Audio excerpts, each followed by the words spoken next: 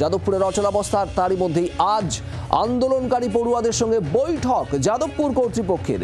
সহ উপাচার্য যাদবপুর বিশ্ববিদ্যালয়, তার নেতৃত্বে এই বৈঠক হবে। কিন্তু এই বৈঠক থেকে কি জট কাটবে, নজরে রয়েছে আজ যাদবপুর। তার কারণ আজ এই বৈঠকের ডাক দেওয়া হয়েছে কর্তৃপক্ষের তরফে।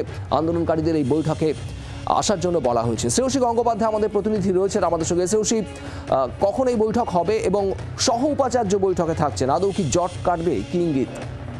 দেখো, আজকে কিন্তু বিশ্ববিদ্যালয় কর্তৃপক্ষ ছাত্রছাত্রীদের সঙ্গে, আজকে আন্দোলনরত ছাত্রছাত্রীদের সঙ্গে আজকে বৈঠকে বসছে এবং সেই জায়গা থেকে দাঁড়িয়ে দেখো যে পরিস্থিতি তৈরি হয়ে রয়েছে। আমরা দেখেছিলাম যে গত আগের দিন অর্থাৎ গত শনিবারই উপাচার্য তিনি সকলের কাছে, হসপিটাল থেকে তিনি একটা আর্জি জানিয়েছিলেন সকলের কাছে যাতে বিশ্ববিদ্যালয়ে আবার আগের মতন পরিস্থিতি থাকে।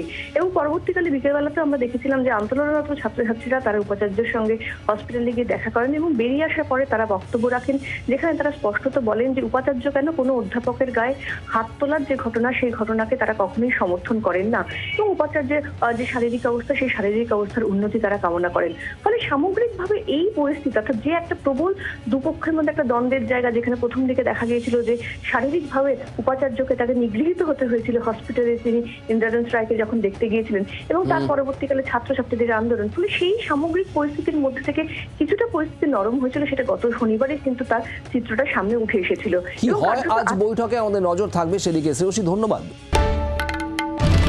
বাংলার আওয়াজ, বাঙালির আবেগ, জি 24 ঘন্টা।